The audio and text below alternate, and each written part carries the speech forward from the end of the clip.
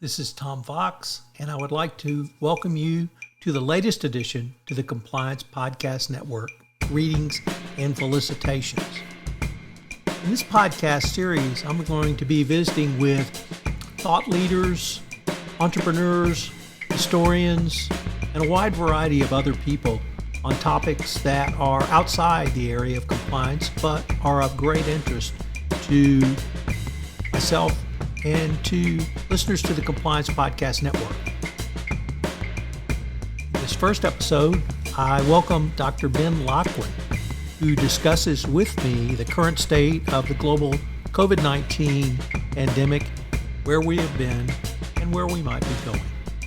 I know you will enjoy it. Hello, everyone. This is Tom Fox, and welcome. And I have back with me Dr. Ben Locwin, my good friend and colleague, and we are going to probably save the world. So if not, we're going to have a lot of fun, and I know you'll want to be along for our ride. So Ben, first of all, welcome. And we're recording this the last day of the end of the first half of 2021, which means, my God, only 6 more months of this year left. So first of all, welcome. Yeah, thanks, Tom. Pleasure to be here. I wore my best denim Texas shirt for you. Well, we're going to talk about the heat wave that you are currently experiencing on the Northeast and the Northwest in a little bit, but I am extraordinarily pleased to announce that it is 78 degrees in and about Kerrville, Texas today, and just lovely. Beautiful. I love that. You know, there's nothing like some nice sunshine and some seasonable, enjoyable weather to improve everybody's spirits. Well, Ben, the first thing I wanted to talk to you about is, as I said, we're recording this at the end of June. We are in a new phase of the pandemic, in many ways a hopeful phase, but in many ways perhaps equally concerning with new developments. So I just wanted to maybe ask you, as open-ended as I can, where do you see we are now, and what steps might you suggest both the government and the U.S. public take at this point? How I see it, you know, you characterized it quite well. We've got the remaining half of the year coming upon us starting tomorrow. And, you know, for me, that's a kind of a good time to maybe reflect on where we've been. And it's been, you know, as we can all attest to, a very long period of time since mid-March of last year when WHO initially characterized the pandemic. You know, where we're at now, I think we always should have known that the pandemic could only have ended if that end was going to take place in the form of vaccinations. And, you know, the idea of distancing, the idea of mask use and concerns about ventilation, I mean, that was really, if you recall back, only a way to stanch the bleeding, as it were, right? It was to stem the tide. It was to flatten the curve, as was explained to the press and the American people last year, kind of around this time. And, you know, and that was still true. We were never going to solve a pandemic by outmasking it. With, you know, many other viruses of concern, it's required vaccine campaigns, whether or not people were necessarily willing. And this was really to be no different, I think. So, you know, by reducing the burden on hospitals for the severely ill, trying to reduce the exposure of the more vulnerable age groups and those with comorbidities, you know, we did, I think, in large part the best we could. But again, that was never going to solve it. It was going to be about development of vaccines, which, you know, goes on kind of a regimented schedule. Though, you know, Operation Warp Speed did a lot there. I also think that, you know, Pfizer took no Operation Warp Speed money, and yet, you know, did an amazing job with BioNTech in developing their vaccine. So where do we go? I mean, in having some high-level discussions and arguments at the federal level, also at the state level for several different state committees, within which I was a part, and even more local and regional groups, I think the challenge has been, when do you say that enough is enough? And what I mean by that is, it's up to the WHO essentially to pull that emergency lever and say pandemic. And fortunately or unfortunately, it's also up to them to try to unring that bell and say it's not a pandemic anymore. But the challenge there is the definition of when we get past a pandemic isn't really well defined. There's not a good set of metrics. And so I think some of these discussions and arguments, like I mentioned, that I've been having, really center around this idea of, if you've been vaccinated, you're fully immunized. Number one, the idea was to have an incentive program to get people immunized. Like, if you're immunized, you don't wear a mask anymore, and it's taken other forms, get a free coffee, get a beer, get $500. But the point is, incentives work, and they, in some sense have worked for this. But I think in a lot of cases, we're at about 47% of the US fully immunized, which is frankly surprisingly high. But a lot of that happened without requiring incentives. But to have heard a few months back, that even after you're vaccinated, if you're in a building, if you're with others, you should still be masked, I think was exactly the wrong message. It should always have been, when you're immunized. So again, that's after you've had 2 doses of the Pfizer BioNTech or the Moderna, or the next one likely to be authorized by FDA is from a company in Maryland called Novavax. And that one, I think probably we'll get authorization in the August, September timeframe. A little bit different, and also 2 doses and very effective. But those are 2-dose vaccines, or the Janssen dose, which everyone calls J&J, but it's really Janssen who's developing it. That was the adenoviral-based vaccine that takes 1 dose. And anyway, so after your 2-dose course, or the 1 dose for Janssen, you're considered fully immunized. Now, that doesn't mean there's a 0% chance for breakthrough infections. We certainly know of infections that happen, but you're considered fully immunized. And at that point, I think nobody has had any business, those who were immunized, wearing a mask. And so the idea of, well, you've been immunized, but you should still put a mask on to, I don't know, go shopping or do whatever you're doing, travel, that's kind of tough messaging. The flip side, though, is, how do you know that the people who are next to you are fully immunized if they're not masked? Because a lot of stores, as you know, will have signs out front now these days, and they say, if you've been fully vaccinated, come on in. Well, I don't really see people being turned away at the door. So you see this influx of people, and just based on the 47% of the US who've been vaccinated, that basically means, if you're in a store with 50 other people, sort of like 24, 25, 26 of those people probably haven't been vaccinated who aren't wearing a mask. So those people are skating by. And so that becomes sort of the challenge of what's next in terms of, if that's allowed to persist, how do we ever get about attaining herd immunity, if we ever can? So I think there are phases of a pandemic. In my mind, it's like phases of the moon. There's the waxing phases where the moon is kind of apparently growing, and then the waning phases where it starts to disappear. I think we should be in the waning parts of the pandemic. I hope it's like the waning crescent, where this is kind of the last of it. But at the same time, I don't want to fool myself or fool any of the listeners or viewers. We're going to be living alongside coronaviruses forever.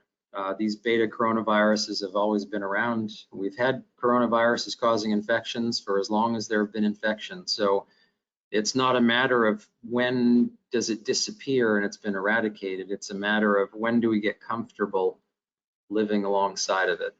One of the areas I wanted to explore with you is the, I don't want to say fallout, but the changes that the coronavirus and the health crisis and COVID-19 have meant for a variety of groups, some businesses, some medicine, some in your field.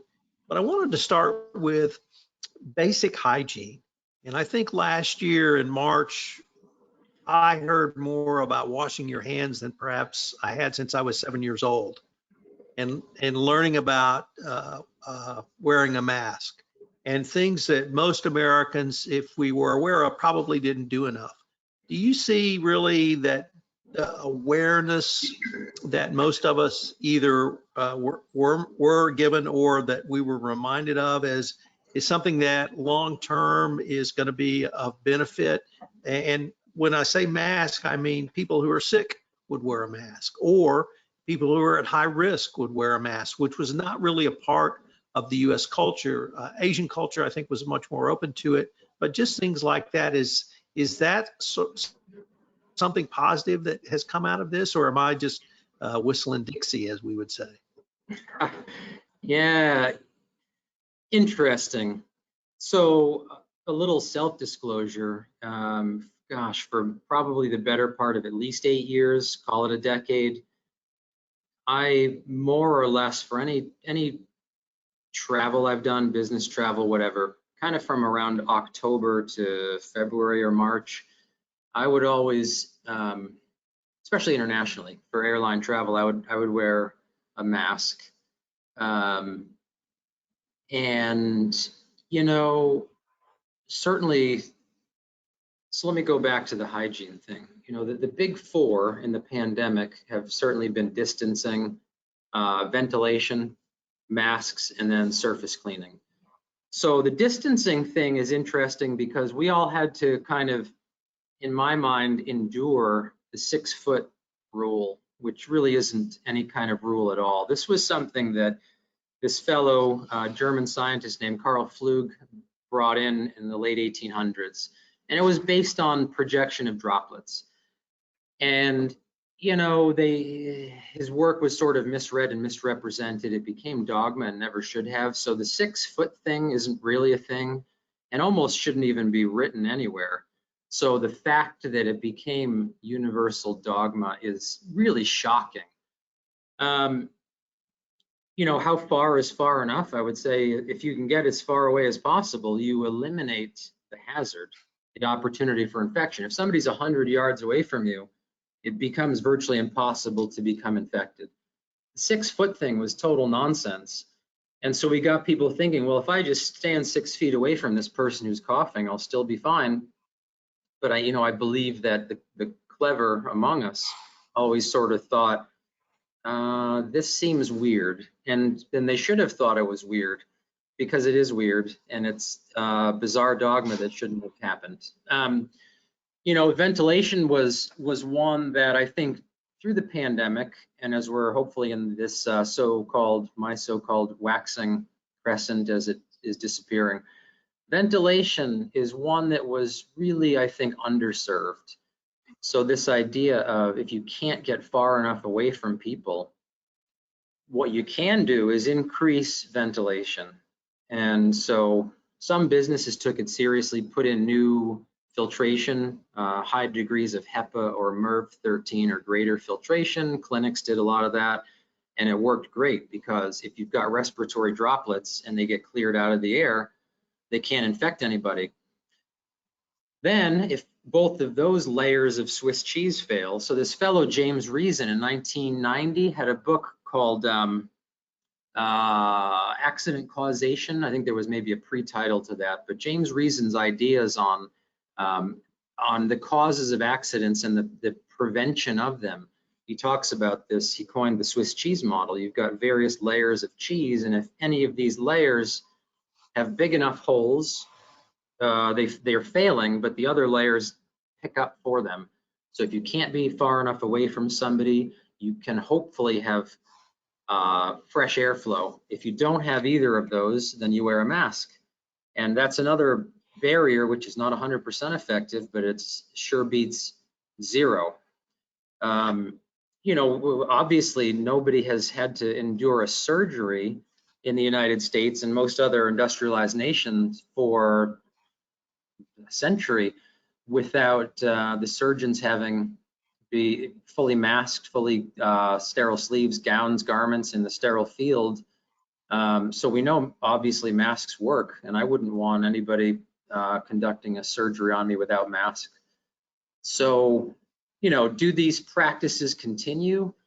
Tough to say. The one that was really kind of aggravating to me was the idea of cleaning. That was so much symbolic theater. There still hasn't been a confirmed case of SARS-CoV-2 infection from surface transmission. So people spent a lot of money fogging offices and wiping surfaces and shelves and doors and walls.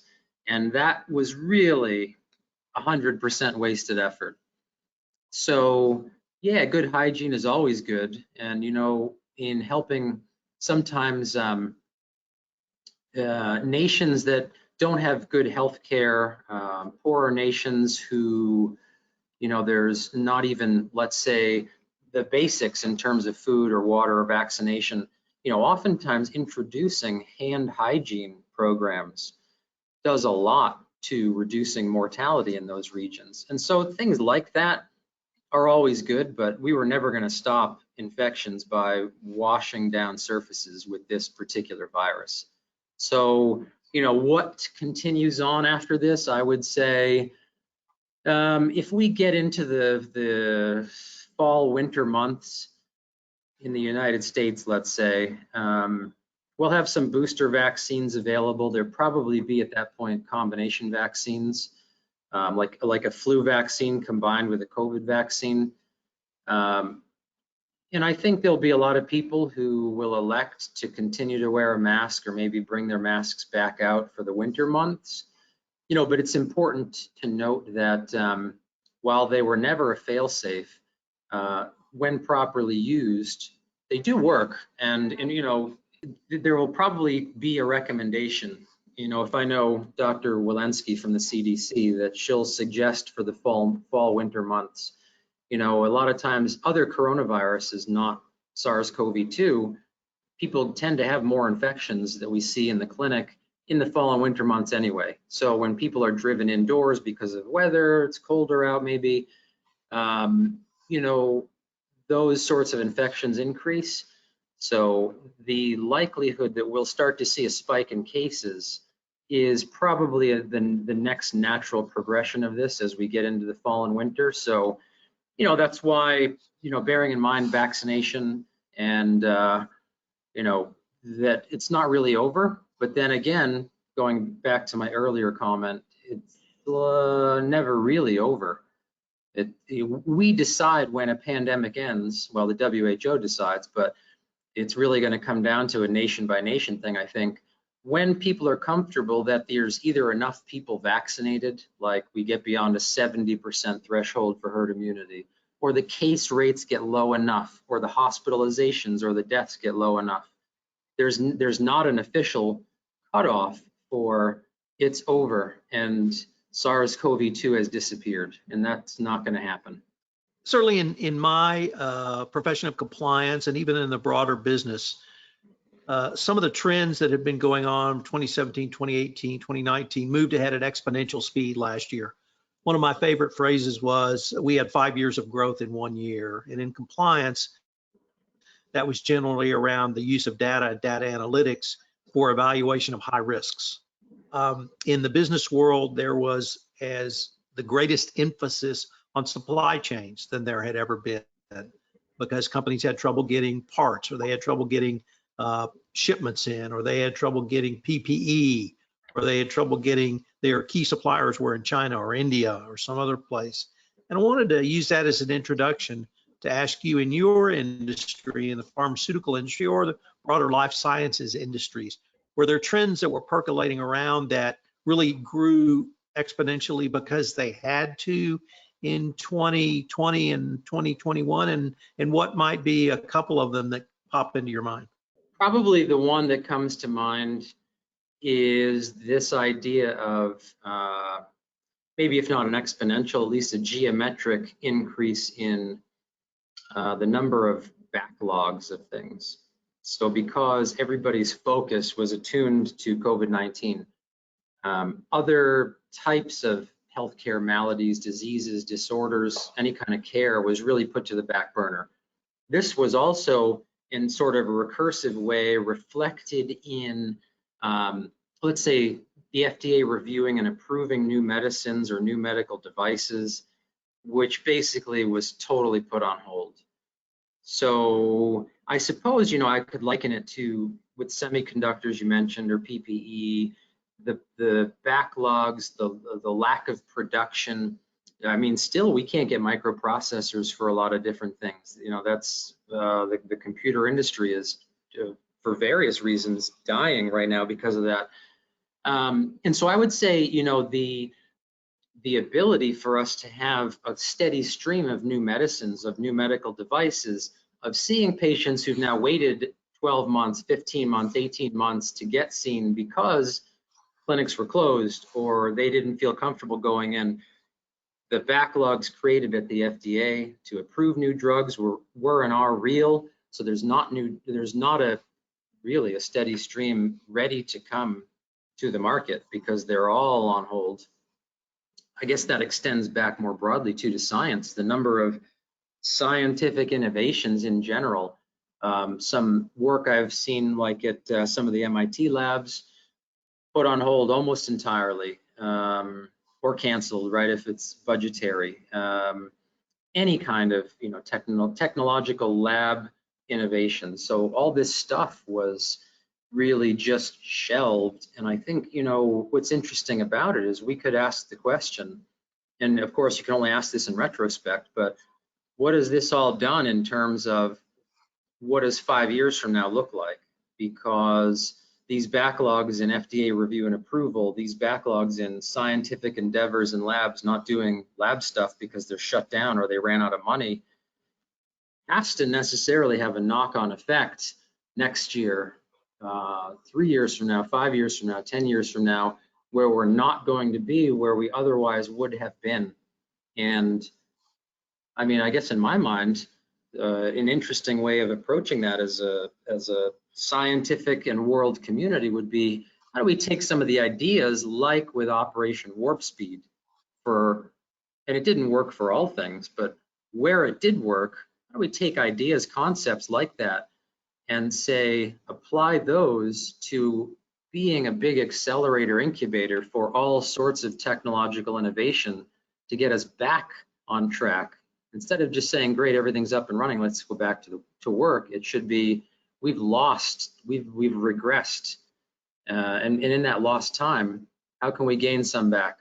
So as a consumer of medical and healthcare services, the change that impacted me the most was telemedicine. And my primary physician was not seeing patients personally, but he was doing telemedicine. The regulatory board in the state of Texas loosened rules that there could be prescriptions written based on a telemedicine visit, which I used successfully. And so have we had a change in the delivery of healthcare services, or could there be a change that could help broaden out the delivery of healthcare services in areas where there's not either a primary treating physician or even a regional hospital? Do you see any change there? Yeah, definitely. The number of telemedicine visits conducted on a per day basis, as you can imagine, exploded last year. So it was kind of always a thing as long as it was a thing. People never loved it, and everybody, with the exception of almost nobody, really has enjoyed it, liked it. People will say it's very convenient or it was a good meeting sort of thing, but if asked in comparison to being seen by, let's say, your primary care physician in person, does it approximate that visit? Were you as comfortable? Did it answer as many questions? The answer is almost always no. So it can get better, but I think to your point, it absolutely has changed because more people are using it. It's changed how healthcare has been delivered. And one of the things that we're working on next is artificial intelligence in the world of the electronic medical record and also within telemedicine to be able to identify patient concerns and trends before maybe you otherwise would have. So this combination of, if the telemedicine is how people are going to have prescriptions, let's say, written for them or their follow-ups, all of those data are being amassed in various ways. And there's a way for, it's not so much, I suppose, artificial intelligence, it's the subset of machine learning, which is then being developed to parse through that and say, I am detecting signals here that didn't exist in this patient, let's say, or in patients like this individual, and there are these new threads that maybe were never detectable before. So the problem with that, of course, is, you know, the privacy and how much is identifiable or de-identified data. But yeah, I mean, I think the delivery has definitely changed almost overnight because of the ability for people to basically Zoom a telemedicine visit and also to get certain prescriptions. And the next wave, like I said, is how do you extend that? Well, you extend it by having machine learning help us to figure things out that we were never able to maybe see before in the data, with the caveat that there's, the more you uncover through those channels, the lesser the privacy level the patients will experience. And I should have added a third prong to what I saw as the reason for the increase in telemedicine. Once again, perhaps limited to the state of Texas because of regulatory reasons, but insurance companies were more open to reimbursing or paying for doctor visits that were over a Zoom call. And so that's an important third prong, or a prong of it, I think, any healthcare discussion. And do you see insurance companies open to the types of analysis that you're talking about using large data sets? Yeah, they love it, and they want more of it because, well, and actually, let me back that up. So it's not even only, well, so how is, let's say, Tom's personal data in this visit and others connectable and linkable for certain diagnostic states to others, and how best could we optimize care? That's one way where then the insurance companies can say, all right, so how do we set new premiums? I think another way is just the whole idea in general that the more big data exist within the electronic medical records, the insurance companies get a better understanding of actual rates of diagnoses for things that maybe they had some uncertainty about before,